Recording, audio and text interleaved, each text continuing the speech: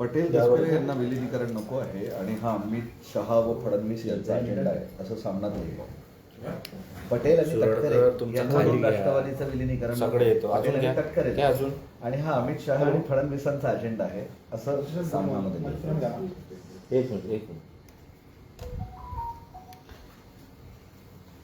ठीक आहे.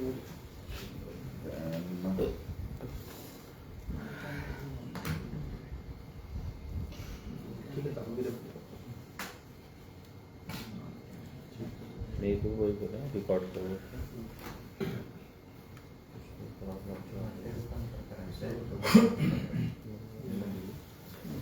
हाँ रोल खरं सुरू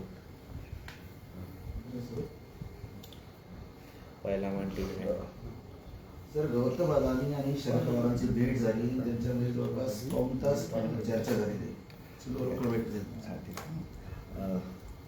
आज एकनाथ शिंदे येत आहेत प्रचाराला तसा खूप उशीर झालाय, उशिरा का होईना पण आता प्रचार सुरू झालेला आहे. काय चित्र आहे सर? जिल्हा परिषदच्या प्रचारानिमित्त आज एकनाथ शिंदे साहेब वैजापूरला येत आहेत. गंगापूर आणि वैजापूरच्या सेंटरमध्ये असलेली ती सभा आज ते घेत आहेत दुपारी जवळपास 1 वाजता. जिल्हा परिषद ही मिनी मंत्रालय त्याला समजलं जातं आणि त्याचा महत्वाचा वाटा हा ग्रामीण भागाशी निगडीत असतो. म्हणून पक्षाचा प्रचार करणं, कार्यकर्त्याला बळ देणं यासाठी शिंदे साहेब येत आहे. एक महत्त्वाचं लक्षात येतं की तुमची इथे युती आहे, मात्र सातत्याने भाजप तुमच्यावर सडकून टीका करताय. कधी म्हणताय तुम्ही युती तोडण्याचं पाप केलं, कधी म्हणतायत की त्यांचं काय चाललंय त्यांनाच कळत नाही, अशांना निवडून उपयोग काय, असे सातत्याने भाजपचे आरोप सुरू आहे तुमच्यावर. भाजप काय टीका करतं यापेक्षा भाजपने काय केलं हे आम्हाला माहिती.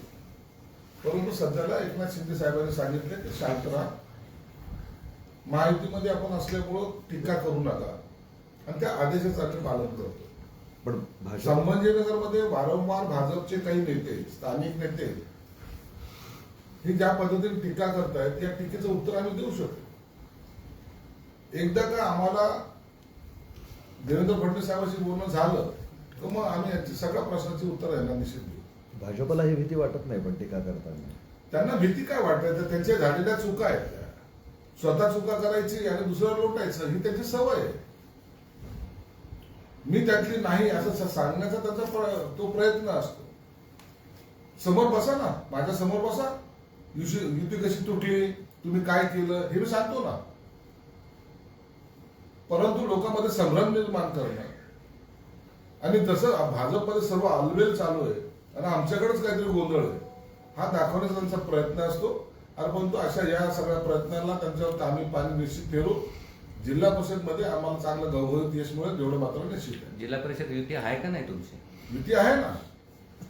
काही ठिकाणी ज्या ठिकाणी त्यांनी बी फॉर्म दिले म्हणून आम्ही काही ठिकाणी दिलेले त्या ठिकाणच्या मैत्रीपूर्ण लढती सोडता बाकी ठिकाणी आमची युती आहे आणि युतीच्या प्रमाणेच आम्ही प्रचार करतो.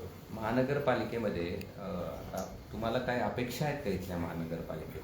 नाही, आम्ही अशी कोणती अपेक्षा त्यांच्याकडे ना व्यक्त केलेली आहे ना त्यांचा कोणता प्रस्ताव आहे. म्हणून यावर जर काही निर्णय घ्यायचा हे अंडरस्टँडिंगचा विषय असतो. ठाण्यामध्ये जसं अंडरस्टँडिंग मध्ये झालं, कल्याण डोंबिवलीमध्ये झालं आणि आमचं बहुमत असताना सुद्धा आम्ही त्यांना सामावून घेतलेलंच आहे. आणि मग आता भाजपने तर काय घ्यायची भूमिका काय घ्यायची हा भाजपचा प्रश्न आहे. तुमची काय इच्छा आहे? आमची कोणतीही इच्छा त्यांच्याकडे आम्ही दाखवलेली नाही किंवा सांगितलेली नाही. त्यांचा जो प्रस्ताव येईल त्यावर आम्ही चर्चा करू. तर की वैजापूर तालुक्यातल्या शिऊर गटामध्ये तुम्ही उद्धव ठाकरेंच्या उमेदवाराला पाठिंबा दिला, त्याबद्दल मला कल्पना नाही.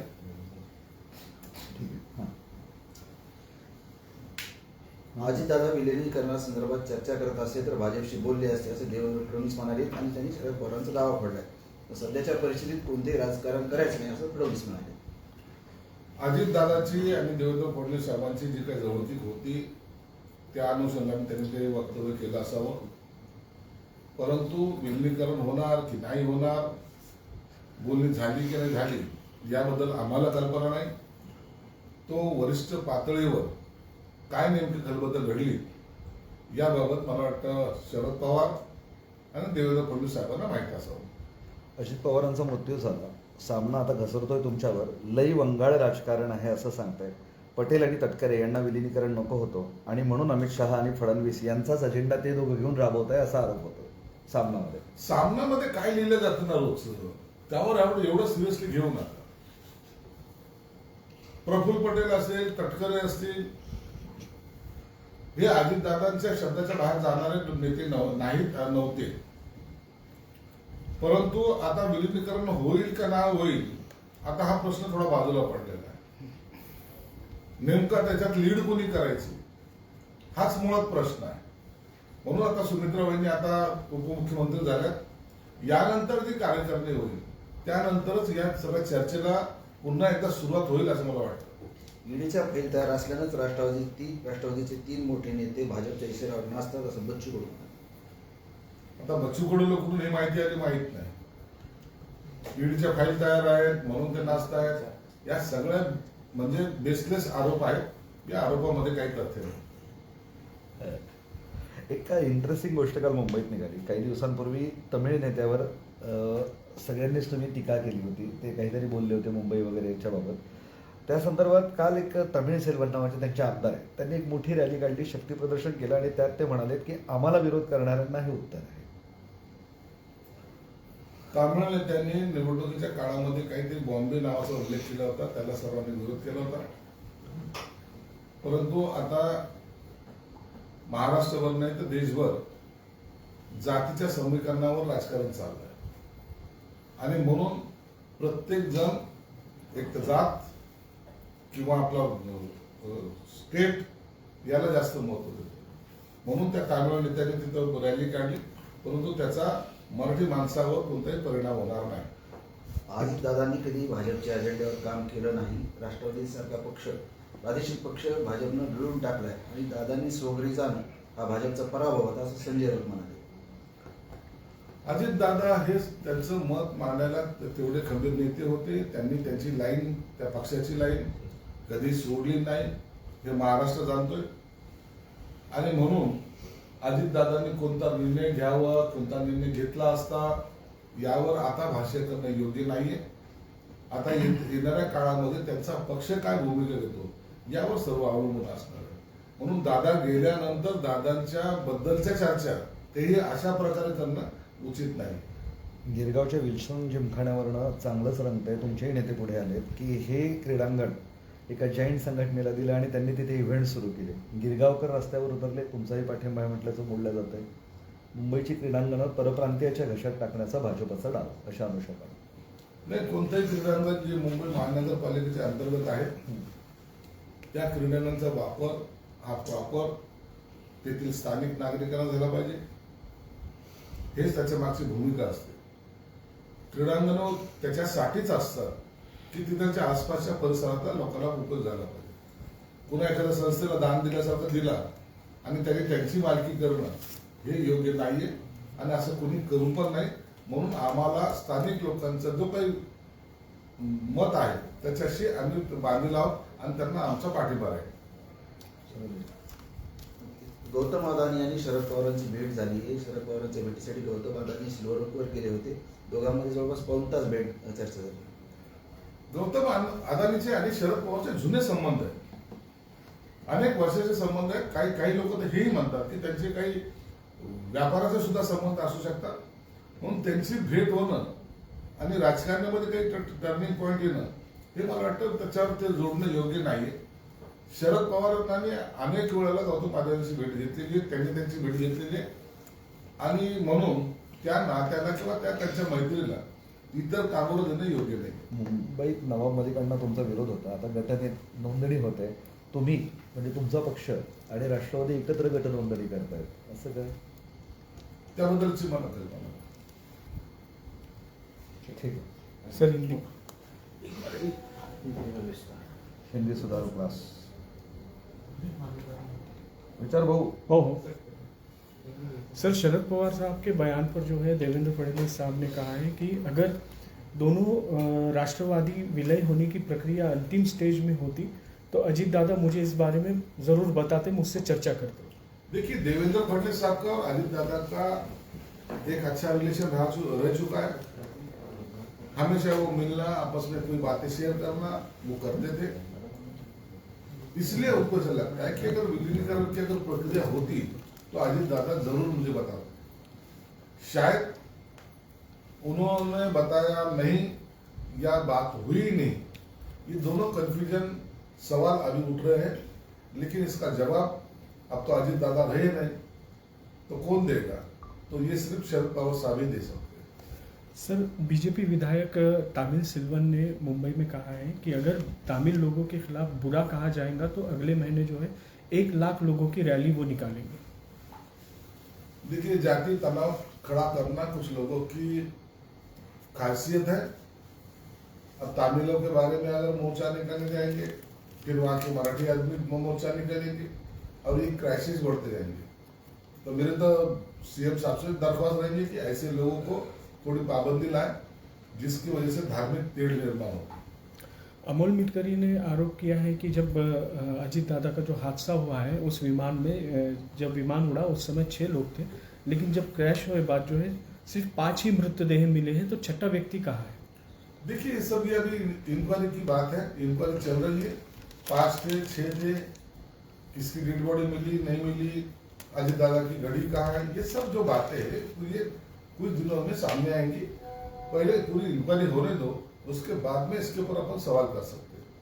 ओम राजे निम्बालकर साहब का कहना है कि ईवीएम पे सवाल उठाना जो है वो गलत बात है। अगर लोकसभा के समय पे मोदी साहब अगर ईवीएम के साथ छेड़छाड़ करते तो मैं सांसद बोल के चुन के नहीं आता। अभी ये सब लोगों को साक्षात्कार हो रहा है। कभी सुप्रिया सुले ने भी ईवीएम को अभी प्रोटेक्ट किया है, अभी ओम राजे कर रहे हैं। कुछ दिनों के बाद ये सब लोग ईवीएम नाम का जो मशीन है उसके बारे में बात करना बंद जरूर करेंगे। बच्चू कडू साहब का कहना है कि राष्ट्रवादी के 3 बड़े नेता जो राष्ट्रवादी के होते हुए बीजेपी के इशारों पर चल रहे हैं। अरे बच्चू कडू क्या ईडी में नौकरी को है क्या? कैसी मालूमात मिलती है इनको? 3 लोग आए, उसकी ईडी की इंक्वायरी चल रही है। इतना सार्वजनिक है कि ईडी डिपार्टमेंट? ऐसे कुछ भी इंक्वायरी होती या तो छापेमारी होती तो किसी को बताया नहीं जाता। ये सीक्रेट मिशन होता है, और ऐसे बातें बाहर बोलना या तो किसी को ऐसा बता के डराने के काम जो करते हैं लोग, इसके ऊपर कोई भरोसा नहीं रखता। मुंबईमध्ये एक इंटरेस्टिंग प्रश्न आहे. एक वाक्य आहे संजय राऊतांचं. ते म्हणतात की अजित पवारांनी एक वक्तव्य केलं होतं की भाजपच्या नेत्याच्या फायली माझ्याकडे आहेत, लगेच त्यांचा अपघात होतो. लोकांच्या मनात शंका आहे, माझ्या मनातही पहिल्याच दिवशी शंका आहे. अजित पवार इंडियातून बाहेर पडणार होते म्हणून हे सगळं झालं की काय? हे बघा, आता अजित दादा गेलेले त्याच्यानंतर अशा चर्चा करणं संजय राऊत नाहीये. हां. त्यांच्या ज्या काही फायली होत्या नव्हत्या त्या सगळ्या आजही पसरत असतील, म्हणून त्याची जर चौकशी करायची असेल तर त्याची वेगळी मागणी केली पाहिजे. ते एनडीएतून बाहेर पडणार होते, मग ते काय महाविकास आघाडीकडे जाणार होते, मग यांचं सरकार बनणार होतं. अशा सगळ्या ज्या गोष्टी आहेत या कथा कल्पनेमध्ये चांगल्या वाटतात. मुळामध्ये नेमका तो ऍक्सिडेंट कसा झाला यावर जी चौकशी चालू आहे त्याला अंतिम स्वरूप येऊ द्या, त्यानंतर त्याच्यावर भाष्य करणं उचित होईल. अखेरचा प्रश्न, समाज कल्याणच्या हॉस्टेलमध्ये हिंगोली आणि जालन्यामध्ये जेवणामध्ये अळ्या निघालेल्या आहेत, निकृष्ट अन्न आहे, विद्यार्थी तक्रार करतायत. हॉस्टेलमध्ये जेवणामध्ये अळ्या निघण्याचा प्रकार हा दुसरा तिसरा घडलेला आहे. मूळ कॉन्ट्रॅक्टर जो आहे ना तो आपला कॉन्ट्रॅक्ट सबमिट करण्याचे प्रकार अनेक ठिकाणी मला दिसून आलेले आहेत. म्हणून मी आताच आमच्या आयुक्त मुंडे मॅडम यांना सूचना दिलेल्या आहेत.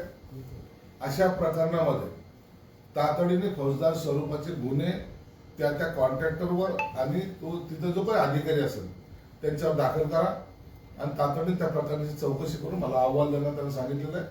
कुणालाही माफी दिल्या जाणार नाही. जालन्यामध्ये ज्या मुलीच्या ताटामध्ये जेवण निघालं तिला धमकवलं जाताच्या अशा बातम्या आहेत.